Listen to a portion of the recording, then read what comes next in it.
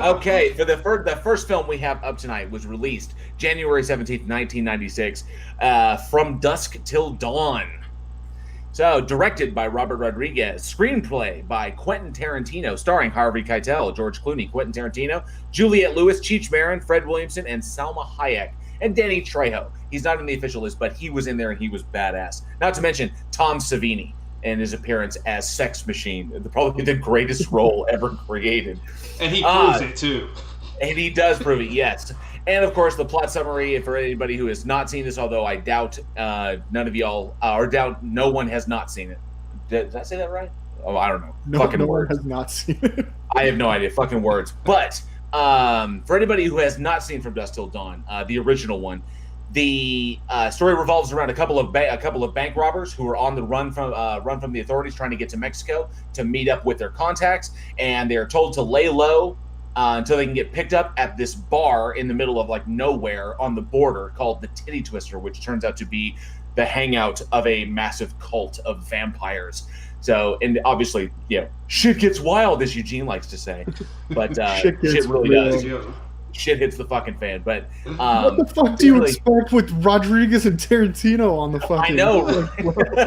So a horror film. It's interesting because this is the first professional writing gig that Quentin Tarantino had going into Hollywood. Originally, the film From Dusk Till Dawn was supposed to be the sequel to Tales from the Crypt's Demon Knight, because Tales from the Crypt, they wanted to do a trilogy, and they had optioned Tarantino's script from Dusk Till Dawn to be the second film because they wanted to do a vampire movie. But then at the last minute, they passed on it and decided to go with Bordello of Blood. And now, of course, this was released by itself and has gone on. Obviously, From Dusk Till Dawn, Bordello of Blood, From Dusk Till Dawn was absolutely amazing. But these two together, I mean, come on.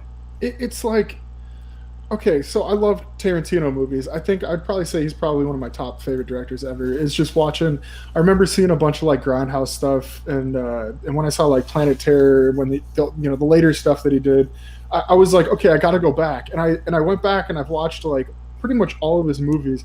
The style does something for me. Just being in a Tarantino movie, it's like you can get into those and just lose yourself for hours. And then you add, Rodriguez calling the shots really on this, and it's just like you get fucking From Dusk Till Dawn. You can't even really say much more. If you haven't seen it, it's an absolute must. Some of the one-liners in this movie, some of the fucking kills in this movie. Dude, someone in Jessica Juice message had Cheech Marin saying pussy like 1,000 times in a row. If I ever have the balls, I'm going to do an audition and I'm going to use that monologue. We got hot pussy, we got cold pussy, we got hairy pussy. This shit is fucking hilarious. Oh, it's fantastic. The thing I like about this film, though, is because it starts off with like a robbery, and it has a feel of, okay, what's like a robbery and a getaway and all this. Because usually like vampire movies, they'll have like in the beginning they'll have like a vampire come out, or vampires exist or something. This is none of that. It's just regular people. They're on the run, they're in Mexico, they're just doing this, and then they just walk out of a bar, and you don't really see the first vampire until like halfway through the film, but then when the vampires come out, they fucking come out. Like, they hit hard. They don't stop. And then you got shit like, was it in the first one, the dick gun, or the belt gun? The dick? That was the codpiece gun is what they call it, but that was Rodriguez's throwback to Desperado. Yeah. And that was what was so cool about this, because Tarantino, if one thing he's excellent at is he's excellent at world building. His scripts create all of his films, they kind of exist in the universe. There's said to be two kinds of universes. There's the universe that is Tarantino's version of of reality. Like, these are real people doing real things. And then the other movies he makes are movies that his characters would want to watch. So, and then there are concurrent themes throughout them. So Tarantino's world building is excellent. And then you have Rodriguez, who can handle action, drama, and all manner of things. Fantastic directors, one of my favorites. And he's Texas-based, which is cool. Troublemaker Studios down in Austin. He has a stable of actors that he works with, and they trust him. And that's one of the things that stands out in this, is kind of like, you can when your crew and your cast trust your director implicitly because you've worked with them multiple times before and you have that familiarity. That's why this film flows so well from point to point. Especially, I mean, from the simple stuff like at the opening robbery scene with George Clooney, Quentin Tarantino, and rest in peace, Michael Parks, who played that role like 5 more times, the role of that ranger. But yeah, it was. I mean, it all flowed so incredibly well. It's weird to think of the two of them, working together so closely. Like Rodriguez directing from Tarantino's script, but it plays really really well. And it was interesting to note that typically you look at Tarantino's films like Reservoir Dogs or Pulp Fiction or the Kill Bill franchise or stuff like that. He has mythology in it, but I never would have anticipated Tarantino writing something like how deeply Mesoamerican, like Mesoamerican myths and legends, and he went hardcore with this one, which is interesting. Well, yeah, really. Okay. I'll go ahead. And it really is. And going back, like watching Dusk Till Dawn, and then because I was like, well, how would these two people like come together? But when you watch Desperado, and I think his first one was like El Mariachi, something like that. Yes. And I was like, I can honestly picture Quentin Tarantino directing Desperado. If you like being the style how he was in the 90s, I can totally picture that. So I can picture like them watching each other's work, watching Pulp Fiction, watching Desperado, and look and go, dude, I like what you do, that we need to do something together. And we have Dusk Till Dawn. There was so many cool things about this movie Robert, like you said, Robert Rodriguez is an unbelievable director. There's like, so like Salma Hayek was not going to take the role in this movie because she has a phobia of snakes, and Rodriguez conned her into thinking that Madonna was going to take the part, so that she would take the part, and Salma Hayek had to spend 2 months with therapists to overcome her fear of snakes just to be in this because she didn't want Madonna to nab the part. And then also, did you know instead of Clooney, there was like a whole slew of actors that were like on standby, considered for the role. Antonio Banderas for sure, but Steve Buscemi, Tim Roth, John Travolta, Christopher Walken, Jeff Goldblum, James Woods, like they were all considered for the part for Clooney's part. But it was like picking out of that pool, and Clooney was great for that specific. Seeing him in this movie was great. Because it wasn't, it wasn't John Travolta. I don't know if Jeff Goldblum, he's great, love him. I don't know if Goldblum would have been able to fill that role. I don't know if any of those people would play across from Quentin Tarantino as well as Clooney did. No, Clooney was fantastic. Seeing Steve Buscemi in there fucking would have been hilarious. But it was really, really nice because obviously at this point right now, Clooney was known for his time on obviously The Facts of Life, and then he was on ER for a long time, and then to turn around and play a character. So he was good-natured character. So he was very much like Denzel. It was just the characters he plays were wholesome, they were nice, they were friendly. You really liked them. Guys want to be him, girls want to do him, and then he turns around and turns in this character right here, which obviously it was fucking badass. But I love it when actors go antithetical to when they play outside of their norm, when they break rank like that, and because they always get to do really really fun shit. And it looked like Clooney was having fun with that, being the violent, crazy person, next to Quentin Tarantino's just fucking insane. Did you know Clooney actually got punched by Tom Savini? No a lot of sex machines, like when he's throwing around all the characters and stuff, he was actually punching a lot of them. Like it was like this movie was fucking wild. And then they went and they used green blood to get past censors. It was like, dude, you guys are having a fucking great time. Oh, dude, the whole. I was just thinking the whole. The plot hole says this was his breakout character to get away from the stigma of ER. I wouldn't say it was a stigma of ER, but it did kind of pigeonhole him.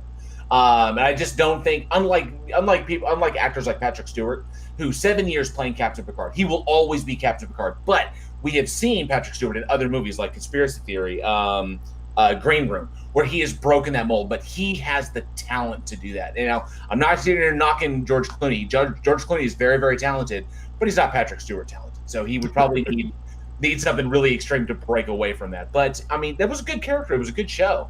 I wouldn't call it a stigma in that respect. I wouldn't either, and I think the film actually uses his image because he does all these bad things, but you can actually sympathize with him. You root for him.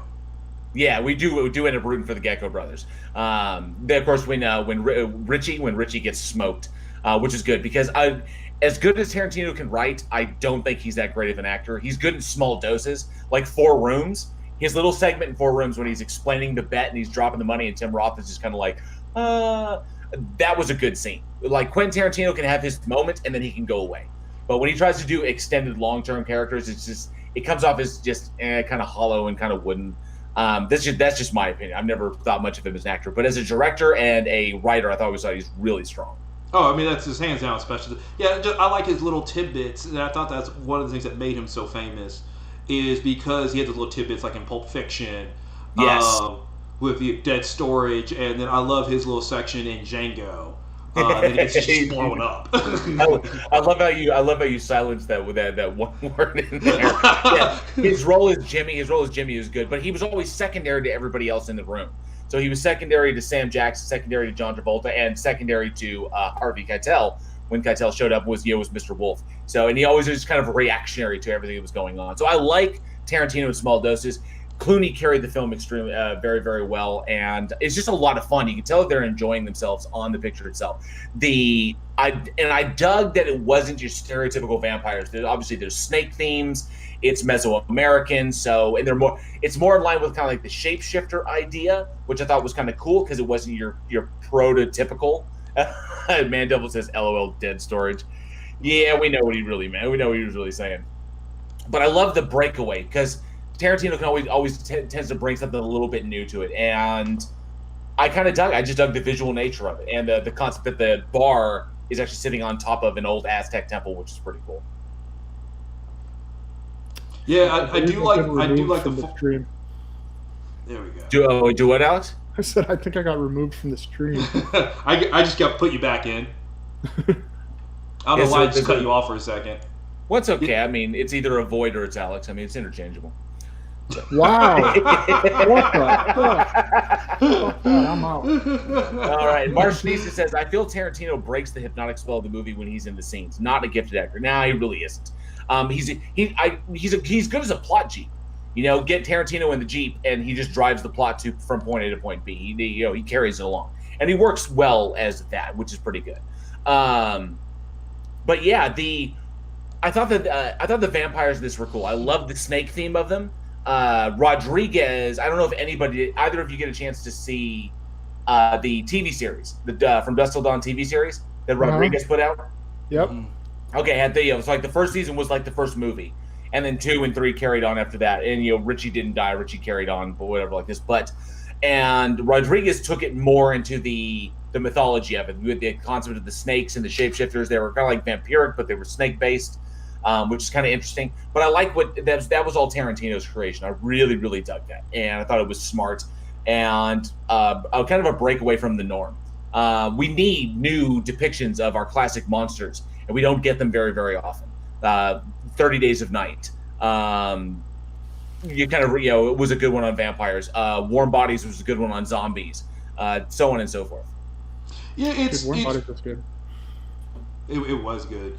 So the thing is, I like because we get a lot of vampires up to this point where we focus on more of their relationship between, like with humans, and then it's usually kind of intertwined. If you look at films kind of like Lost Boys and stuff like that. Whereas this, I like how it did have the snake theme. They were vicious. It was over the top.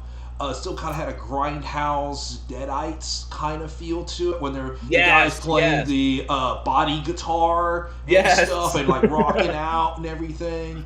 And it was actually something you just really haven't seen from vampires at that point. And Man Devil says, have you guys seen... Oh, Marshall said, yes, the TV series was really good. I really enjoyed it. I thought the girl that they got to play Satanica Pandemonium, I thought she's very talented. She was really good in the role. I dug it was a good extension of it. And of course, Jake Busey was in there, who's always crazy and fun to watch. Man Devil, have you guys seen the Japanese movie Sukiyaki Western Django? And yes, I have seen that. That is one I have not seen. Yeah, I have not seen it either. Yeah, it was Tarantino produced, and of course he had a little role in it, and it was of the steampunk wheelchair dude. It was just a weird. It's a weird little film, but it's fun. It's a fun film. And Mandeville then screams out Dracula 2000, with Gerard Butler. I have seen Dracula 2000. We have seen that one, yes. But obviously, I dig From Dusk Till Dawn. I think anybody who has seen it should see it. There's 2 more sequels that came along after it. I think, which are pretty, dispensable. I mean, the first one you pretty much only need to see, and then definitely jump to the TV series. It ran for 3 seasons. I thought was really, really good. Expanded on the mythology, went really, really far into it, the hierarchy of the vampires and how they work within society and everything. I thought it was really, really cool without going too Blade in that respect. So I thought it was well done. But this is definitely a classic. I mean, and of course, Eugene, you're breaking up with the fucking band turns. And they got all the fucking body part. It's just like, where did the regular instruments go? Where did these come from? I will say the cross shotgun was one of my favorite weapons as a kid. Yes. Where you just say that, you hold it up like this, and just like that a was boom. Sweet. Yeah, that was sweet. And I mean, and it's decent. It's aged decently. I mean, when Harvey Keitel gets hit with the friggin' holy water and half his face is fucking melting off and shit. I mean, it's a smart, fun little film. I mean, it's well crafted. It's Robert Rodriguez in his prime. Everybody loved it. Everybody loved. Obviously, you can tell they really enjoyed being on the set and doing what they did. It's a lot of fun. It was really, really cool.